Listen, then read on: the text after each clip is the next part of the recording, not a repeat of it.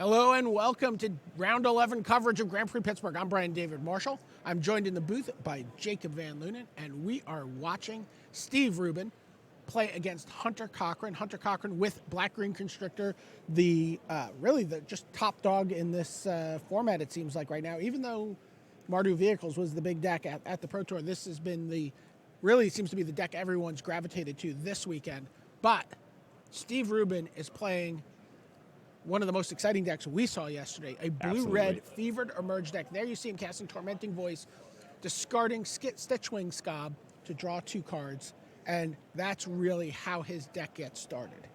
Yeah, and I mean, as soon as next turn even, we could see him discard, prized amalgams and fiery tempers to return that Stitchwing to play, and then he can just start going crazy and really just flooding the board before he takes over by chaining Elder Deep Fiends together.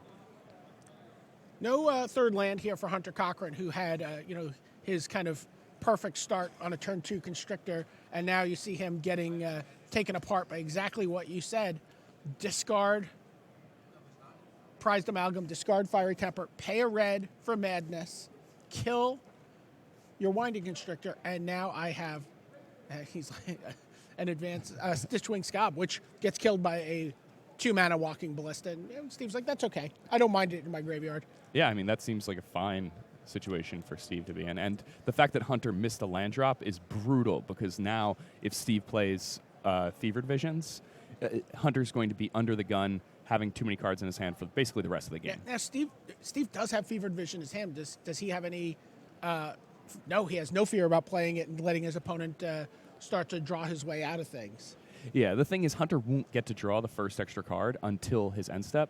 And at that point now, if he missed that land drop, then he's going to be under, a mana deficiency for the rest of the game. And as a result, that's exactly drawing what 2 happens. cards a turn, he's just going to get destroyed by this Fevered Visions. Yeah, plays a Winding Constrictor, still doesn't have a third land, draws a card at the end of the turn for the Fevered Visions, and then takes 2 damage from Fevered Visions because he has 4 more cards in hand. And we see one of the key cards in Steve Rubin's deck in his hand there, Kozilek's Return.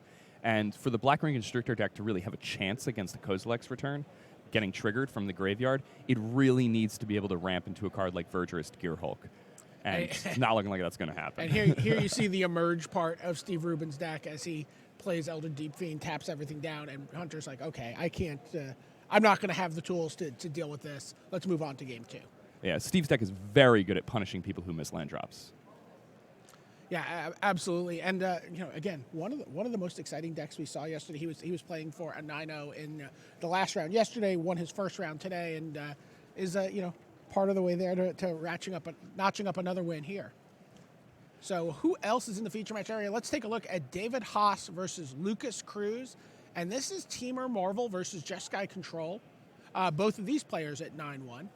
And so the Teamer Marvel deck is both of these decks are copycat combo decks.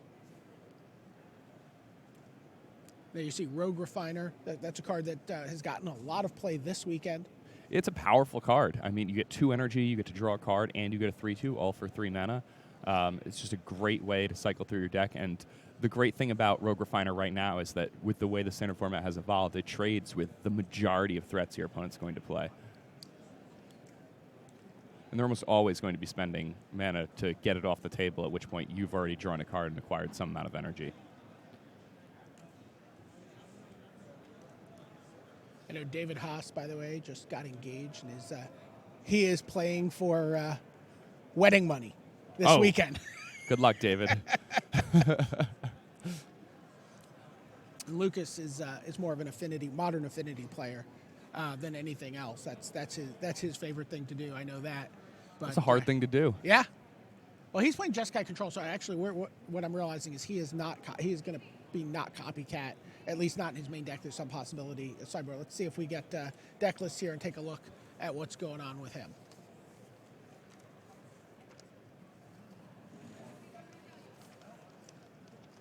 So looking at Lucas's deck, this is he is Jeskai Control, but he is also playing the combo. So he's the Jeskai Control copycat version. So here's Harness Lightning to kill that Rogue Refiner.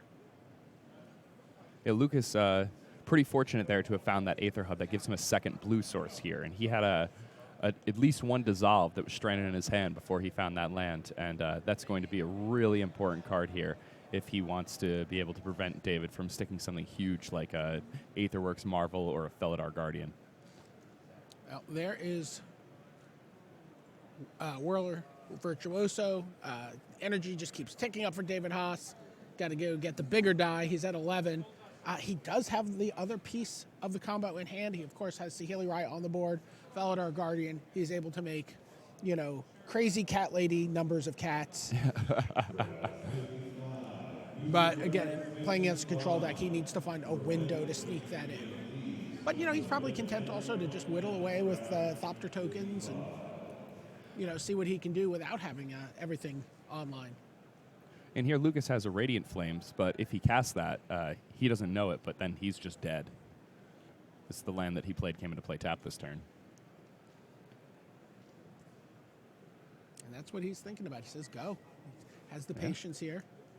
And a wise choice there from Lucas. He says, my life total is 17. I can take another 5 damage, and it's not the end of the world. So wants to be able to untap, cast Radiant Flames, and then be able to have mana for disallow for anything that David Haas might do to try to combo off against him. Yeah.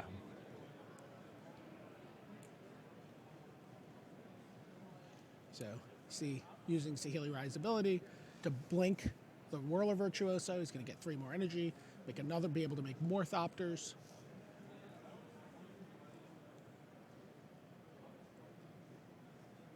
And Lucas is going to respond with Harness Lightning and kill the Virtuoso. And now Lucas playing this very wisely. Still has the dissolve mana that he needs. This is still game 1.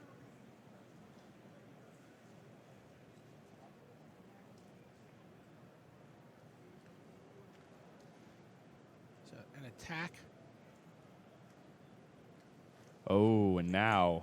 But now it's Yeah, it's post-combat. post-combat. It's post-combat, so he could put the combo in play second main phase, but that's not going to do anything. Yeah, But he might just stick a Marvel. He can stick Aetherworks. No, he's going to stick the Felidar Guardian.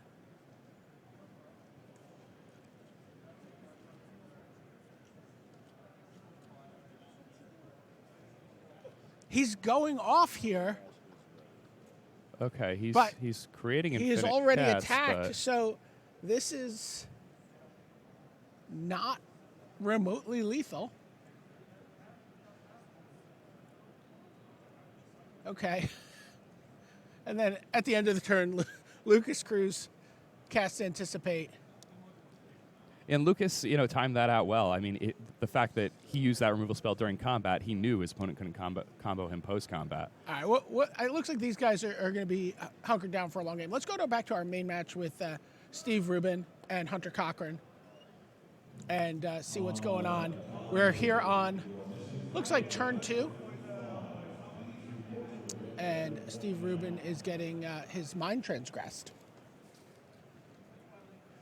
Hunter Cochran playing Gifted Aetherborn here. That's a 2-drop from the new set that I was really excited about, and I was surprised we didn't see more of at the Pro Tour. Yeah, and that card is, we've seen that make its way into a number of green-black decks this weekend, the Gifted Aetherborn. Great stats for its casting cost. There you get a look at it. 2/3 for 2 mana, Death Touch and Lifelink. Yeah, that's a great rate, and it can trade with anything. There are, Fatal Push is basically the only removal spell that kills it for less mana. Just an incredible card. Also combos very nicely with Rishkar and other +1/+1 counter shenanigans because not only does that work well with the lifelink, but once you hit the magic number of 4 toughness in this format, you're basically able to dominate combat until your opponent draws the key removal spell they need to get it off the board. Wow, look at Hunter Cochran just agonizing over this Transgress the Mind. He's going to take Wretched Griff. Yeah. Besides, that's the card he is going to take away from Steve Rubin's game plan. You see Steve Rubin already has a Stitchwing Scob in the graveyard.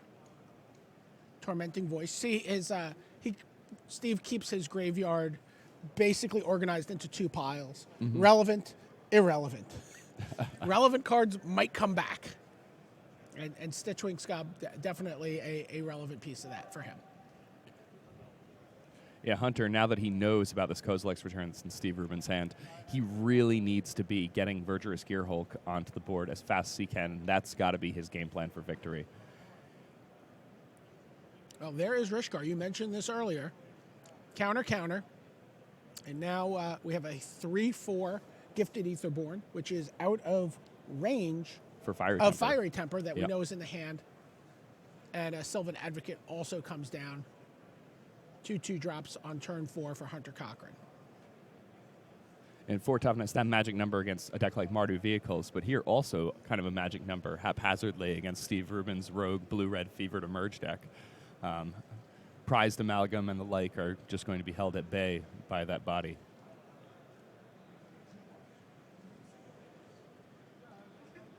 Or not held at bay, but rather not able to interact because that body's getting in the red zone every time. You see Steve Rubin a little bit in the tank here as he contemplates what to discard for his Stitchwing Scob here. Yeah, he knows the Prized Amalgam's going away. Yep. Prized Amalgam. He does discard the Kozilek's return. So now, right now, he's like, I would very much like to find an Elder Deep Fiend. Yeah, an Elder Deep Fiend would be very, very absurd here. And that's Steve. a big part of taking the Wretched Griff, as you see. Yeah. Because he would actually be able to turn that on, next turn with that Wretched Griff. You can just emerge it right now. Or you could emerge it right now, actually. Yeah. Yeah. All right. What are you going to do, Steve Rubin? He does not have any Eldrazi in sight. He's got to draw into them. He's like, well, first I'm going to attack. And now we see Lightning Axe. That's going to take out the Gifted Aetherborn. And he's going to discard Fiery Temper to it. And he's going to take out Rishkar. And he's done a really good job of cleaning up this board. Yeah. Things are looking pretty good. He gets to sit back now on that Kozilek's return at his leisure later in the game. But here's 4 mana. That's going to be a Walking Ballista. Yeah, Walking Ballista is actually pretty decent against Steve's deck, especially when he's on this Stitchwing plan.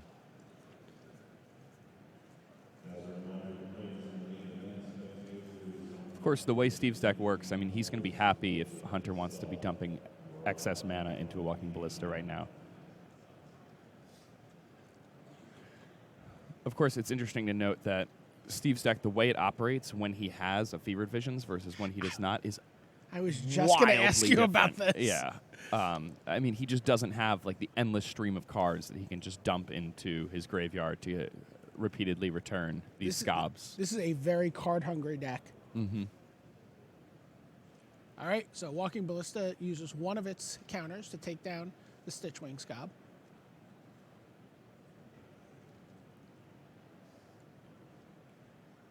And this is interesting. Steve may just play a land and hardcast another copy of Stitchwing Scob. I'm not sure if that card in his hand is Stitchwing Scob, though. It may actually be. It could be an advanced Stitchwing. Advanced Stitchwing, exactly. Yeah, he passes the turn. Yeah, he really wants to keep cards in hand here as best he can. Steve Rubin reminds Hunter that that is a vigilant Sylvan Advocate. Yeah. Hunter Cochran goes to pump the Ballista, put a counter on it, and we're going to get a Lightning Axe from Steve Rubin. He's trying to decide what to discard here. And this is actually pretty difficult for him because, if he discards that land, then he cannot Elder Deep Fiend if he draws one, even with a Merge. But then if he discards the Advanced Stitchwing, then his hand doesn't really have any action left. So, and he does discard the land. I'm not sure why land made it into the relevant pile. yeah. 5th land for Hunter. And really, we're in a race here.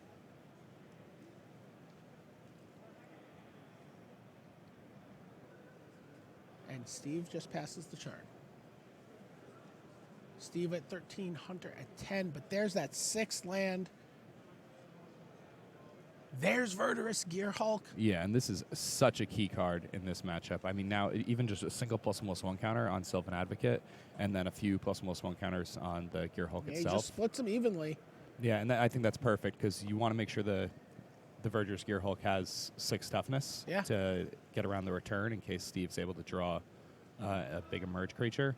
And then the Sylvan Advocate, you want to give all the excess counters so that it gets to at least 6 toughness. Well, now 7. And then also that damage gets in right away. Yeah. So this is, Steve Rubin is going to have his work cut out for him here if he's going to find a way out. And I'm not sure what that is. They see he moves land back to the irrelevant pile. Gets another Stitchwing Scob into his graveyard to bring one back, and then passes the turn. He's just he's on chump blocking here.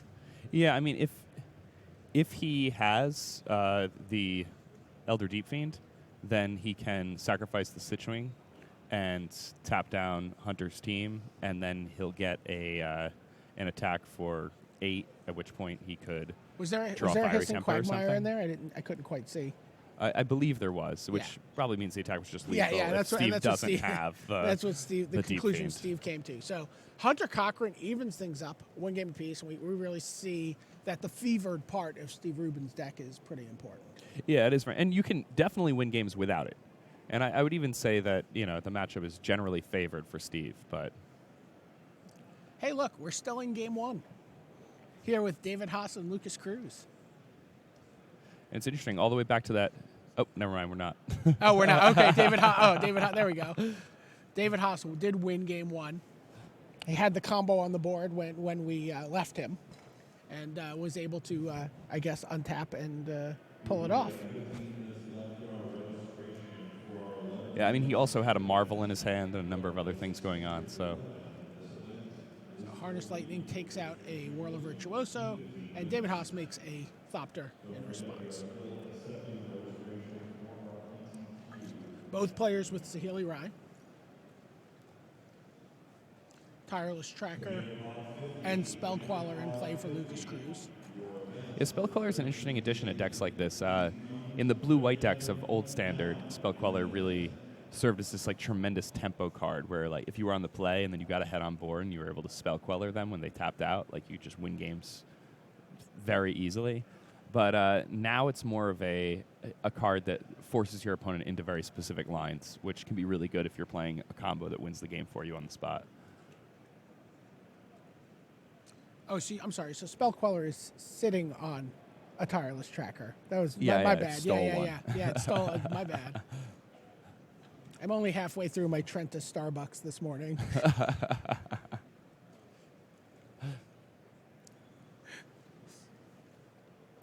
So both players just, we see the combo in hand for David Haas, but of course his opponent sitting on 6 mana, multiple blue sources. He's got to be thinking about Disallow. He's got to be thinking about Torrential Gearhulk. Yeah, there's a whole lot He's going on already for seen Lucas. a Spellqueller. All right. Whirl of Virtuoso is the play from David Haas. He's like, he's just trying to, bait out any kind of counter spell. Get to a point. Oh, there's Torrential Gearhulk that we talked about.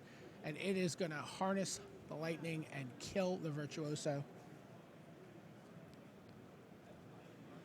And now Lucas looks to be in solid control of this game. And he's 3 attacks away from victory. He's got another Saheeli Rai in hand, a Radiant Flames, and a Disallow. And Saheeli actually works reasonably well with that Torrential Gearhulk, depending on what Lucas ends up with in his graveyard in the coming turns. All right, well, now Saheeli Rai down for David Haas. So Felidar Guardian is kind of moot by itself.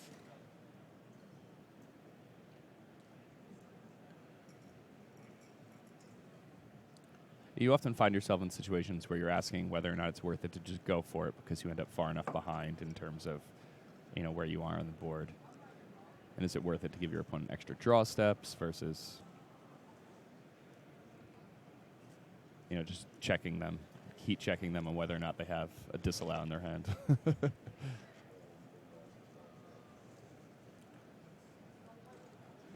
So Felidar Guardian from David Haas, but that's going to get disallowed. We'll come back. We'll let you know what happened in this match. We're going to go back to our Steve Rubin match against Hunter Cochran. Black-Green Constrictor versus Blue-Red Fever to merge, one of the breakout decks from yesterday. And there you see a good start for Steve Rubin. Discards 2 cards to Cathartic Reunion. And, really the perfect scripted start for the Black-Green Constrictor deck when you go turn 2 Constrictor. Yeah. And I'm not sure if Steve has an untapped land here, but it looks like his turn is going to be absurd if he does, because he once again has... Oh, he doesn't have a land at all. Oh, he had Fevered Visions in hand? No, he had Fiery Temper and Prized Amalgam. Okay. Oh, he also has Fevered Visions. So when you don't have any lands, you have a lot of room for other very exciting things to be in your hand. And then this is, worst case scenario here for Steve Rubin. Rishgar comes down, puts 2 counters on itself, 2 counters on Winding Constrictor thanks to Winding Constrictor's ability. And, Steve's got to do some work here. But he discards Prized Amalgam, and he discards Kozilek's Return. Yeah, I mean, if he draws an untapped land here, he can just flash back that Kozilek's Return and wipe Hunter's board and have an Elder Deep Fiend in play.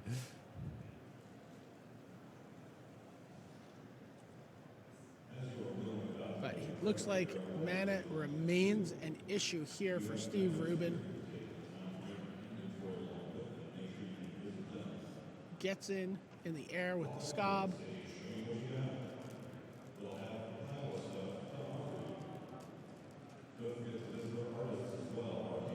Has to pass the turn without a 3rd land again. Yeah, and if Hunter's able to apply any more +1/+1 counters to his creatures right now, then Steve's just going to be in a really, really bad spot. And barring some crazy chain of Elder Deep Fiends from a land off the top, it's going to be really hard for him to win the game. You see Hunter Cochran just taking a look at the graveyard there for a second.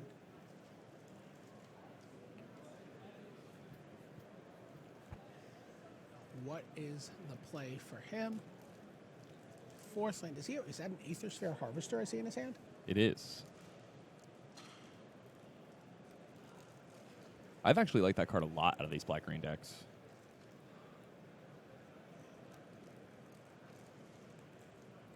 So, only the Winding Constrictor attacks. And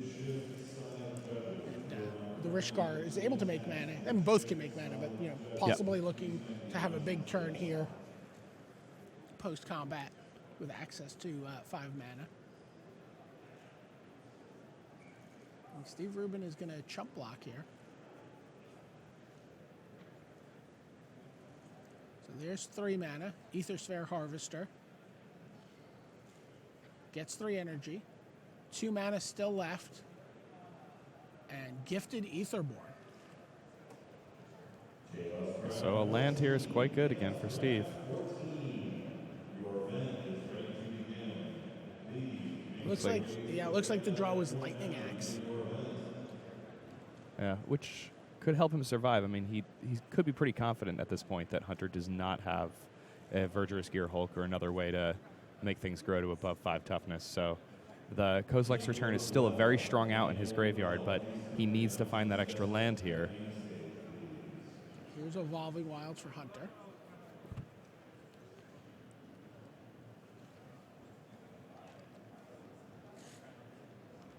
And this is a very tense game that even though it looks like Steve is getting completely run over, and he is, at any point, if he still has this Stitchwing in play. So you're saying he's getting run over, but like Hunter hasn't quite put the car into reverse and then backed over him again. Yeah, like he could still stand up and, you know. He's able to dial 911? Yeah. All right, if he's able to find an untapped land. And I think he has 1 turn to do it at this point. The Aethersphere Harvester actually helps a lot against that Kozilek's Return. So here's a Walking Ballista. That's going to have 3 counters on it. And that... and that might be ball game here because... Yeah, I think that might even force Steve to use the Lightning Axe on the Walking Ballista. And I think it will, to be honest. But I'm not sure he has a way to win then. I'm not sure there's a sequence that lets him get that Stitchwing back into play. You're right. You're right. And then he be doesn't able have a 2 to mana to also return the then Stitchwing. emerge and get the Kozilek's return to flash back. There's a lot of moving parts here that he needs to have taken care of.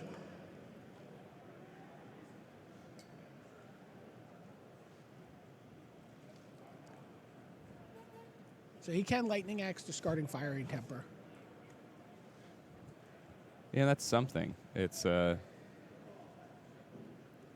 He's going to crew the Aethersphere Harvester with the Walking Ballista. yeah. So That's the 11 points of damage coming through this turn, with 2 more points looming from the Ballista. and that ballista giving these black-green decks some type of reach is a really strange part about the standard format. Black-green aggro decks have, always been just close enough to being really good in a lot of different standard formats, but giving them a walking ballista where they, even once a board is gummed up, they can just poke an opponent for single points of damage. Even half a fireball is just absurd in decks like that. Rubin just scratching his head, trying to figure his way out. Yeah, I mean, I think that he's going to need to use the Lightning Axe and Fiery Temper here, and then he's still just in a world of hurt because now he doesn't have the way to draw land on the following turn and then get the Kozilek's return back into play. I think he's just going to take it here. Decided that the answer is to take all the damage, return a Stitchwing to play. Oh, I like this a lot because then, He also gets a prized amalgam back this way. Yeah, so now he can draw a Wretched Griff to sacrifice the prized amalgam. Or if Hunter lets that Stitchwing live, then any untapped land is still good enough. And Hunter did let the Stitchwing live. Doesn't look like he drew the untapped land, though. Yeah, see, if Hunter had used the Walking Ballista's activated ability to kill the Stitchwing there, then Steve wouldn't have even had a chance to have drawn that untapped land to emerge the Elder Deep Fiend and trigger the Kozilek's return in his graveyard. Steve's at 4 here. Yeah, now it's over. This ball game. I mean, basically, he's just hoping for a cautious attack from Hunter. So here's a second Winding Constrictor. It's going to crew the Aethersphere Harvester, and everything's going to attack.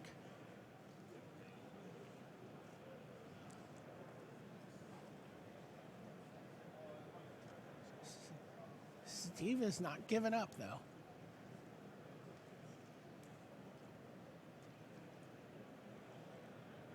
Nope, he is. He was just working out. He was working out how he could use that Lightning Axe, Fiery Temper, and stay alive. But there was just too much power on the board, and he just did not have the mana to manage his resources. So we're going to go back now to David Haas versus Lucas Cruz. Both of these players at 9-1. These players are in Game 3. David Haas took Game 1. Lucas took Game 2. And both of them are playing different versions of the Saheeli Rai Felidar Guardian combo. Which has been quite successful this weekend. Yeah, we saw 2 players at 9-0 last night with the deck at least. All right, here you see David Haas resolving Oath of Nissa. Finds himself as that Tameo Field Researcher. It is. Wow. Gets himself a Tameo Field Researcher, says go. Lucas casts Glimmer of Genius.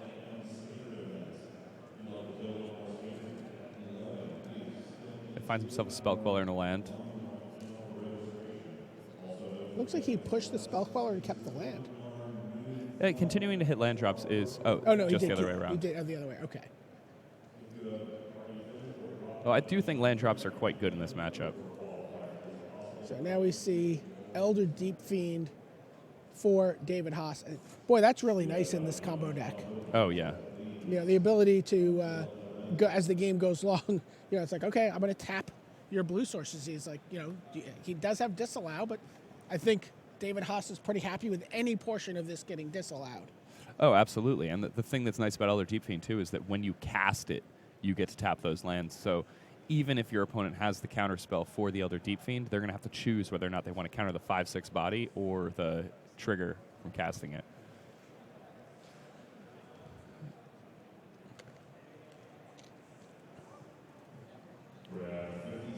And Lucas in a weird spot here because he hypothetically could disallow the trigger and then still have negate open mana to protect himself from the combo, but it looks like he is asking for a Oracle text on a card. I believe the Oracle text on Elder Deep Fiend is pretty similar to the text on Elder Deep Fiend. The new sets are pretty good about cards doing what they say.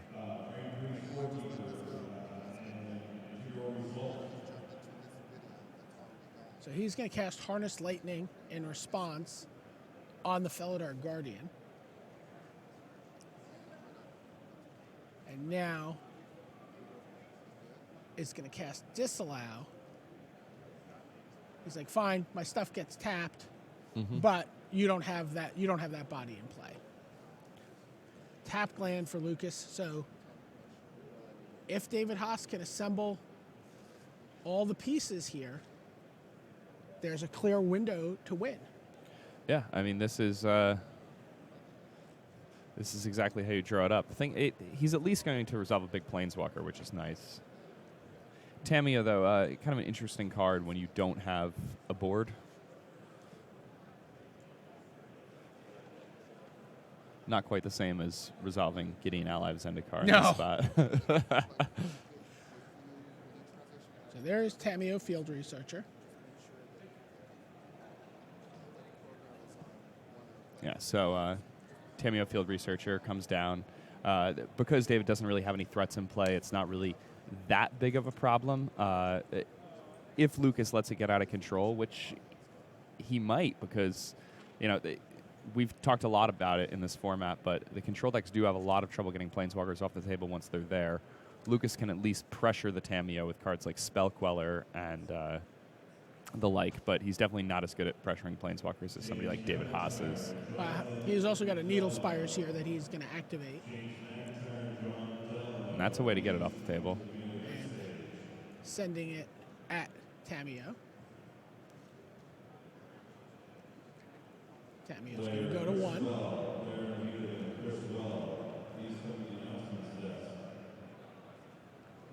So just more mana. Yeah. For David Haas. He really doesn't have any targets to use the minus on, even if he wanted to. He can only plus it. I guess he could tap his Oath of Nissa. Yeah, now Lucas knows that he can basically just... And now at least he has... I believe he has a Lumbering Falls. I was just going to say, I think we have... Here. There's a Lumbering Falls in play. Oh, look at this. Just a full value... Just pay the full price, full retail Elder Deep Fiend. Yeah. Seems pretty good. Couple counter spells in hand for Lucas Cruz, but they are very specific tools for very specific tasks. And there is no screwdriver in his toolbox that takes care of this. Elder Deep Fiend has been absurd all weekend. Yeah. Every time we've seen that card. And so there we see David Haas get a window to draw another card. That was his last card in his hand. Here's Oath of Nissa. Put Legend Rules it. Finds himself a Whirler Virtuoso. Okay. He already has 3 energy. And that represents a few Thopters here. Yeah. So now it goes up to 6 energy. Then we have, now Tamiyo looks a lot better. Start actually generating cards. And it's interesting that David chose to play the Whirler Virtuoso before attacking here. So next turn, David Haas can minus Tameo and draw 2 cards off of Thopters.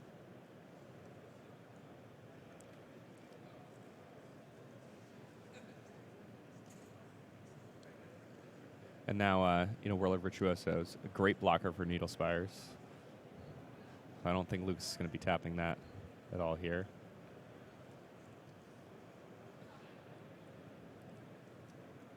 See, Felidar Guardian, Spell Queller, Radiant Flames, and I think 2 negates. Yeah, pair of negates is what it looks like. And those negates have just been stuck dead in his hand because every time he's had even the meagerest of targets, like an Oath of Nissa, all of his blue sources have been tapped by an Elder Deep Fiend. Which is too big to be countered by the Spell Queller in his hand. Yeah.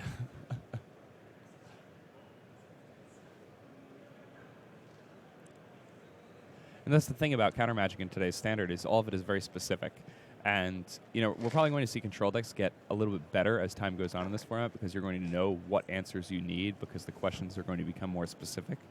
But at least now in the early stages of the standard format, counterspells are hard because they're, except for disallow, they're pretty specific in their applications. All right, so we're going to see a Radiant Flames here from Lucas Cruz. He really wants to deal with that Tameo. So he's going to kill the Whirler Virtuoso, animate his Needle Spires, and it's coming at Tameo, and Tameo's down. Yeah.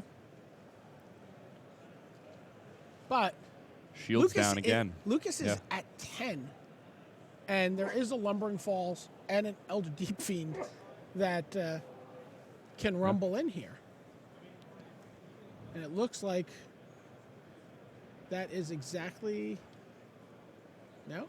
Oh, yes, it is. All right, he activates the Lumbering Falls, attacks for 8 here, and drops Lucas Cruz to 2. So now Lucas has to deal with both of these threats next turn. And Felidar Guardian represents a pretty good blocker for the Lumbering Falls, as does Needle Spires, but the Elder Deep Fiend just proving to be a huge problem here.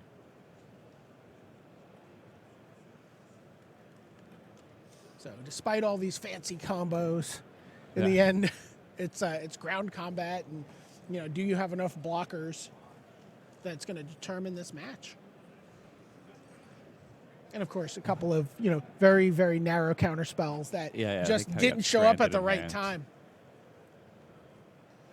One of those counter spells is a chump blocker, though. That's true. Lucas does have a couple turns here, depending on what's in David's hand.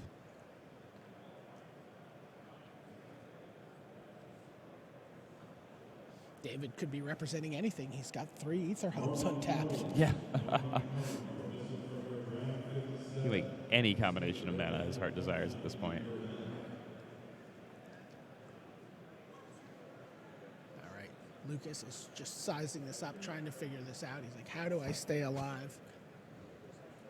And it's interesting. If he can stay alive with that Felidar Guardian and gets an extra draw step, right, and that Felidar Guardian, lives through, like, there are a lot of live top decks for him here. Most of them rhyme with, Bahili Bai. All right, so there's a Felidar Guardian. And Lucas may have multiple draw steps remaining in this deck. Very many in this game. Untaps an Ether Hub with it. And says go. He has Needle Spires. He has Felidar Guardian. He has Spell Queller a Spell Queller in hand, which can flash in. Okay. Animate Lumbering Falls. Attack with that and Elder Deep Fiend.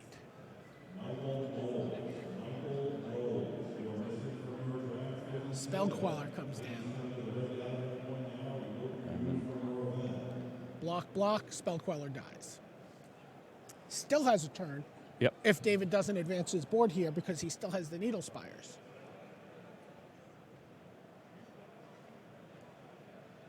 Draw for Lucas Cruz. Yeah, Radiant Flame is actually a pretty nice removal spell to have for that last Whirler Virtuoso. Because it also locked out those Thopters from coming into play. Yeah, precisely. Glimmer of Genius. This may be David Haas's last window to win this game. Can he stay alive. He gets to look 4 cards deep for a Saheeli Rai if he does. Wow, only Elder Deep Fiend is coming in. Oh, here's Torrential Gearhulk.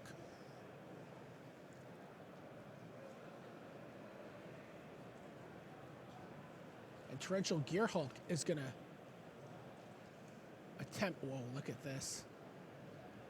Another Elder Deep Fiend was the draw from David Haas. He's going to tap down all of Lucas's blockers and his mana. And that's the game. Wow, David Haas, a pair of Elder Deep Fiends out of the Teamer Marvel deck that ostensibly trying to win with the Saheeli Rai combo. But he is able to chain together really some giant Eldrazi octopuses. Pay 8 for them both times. It's crazy.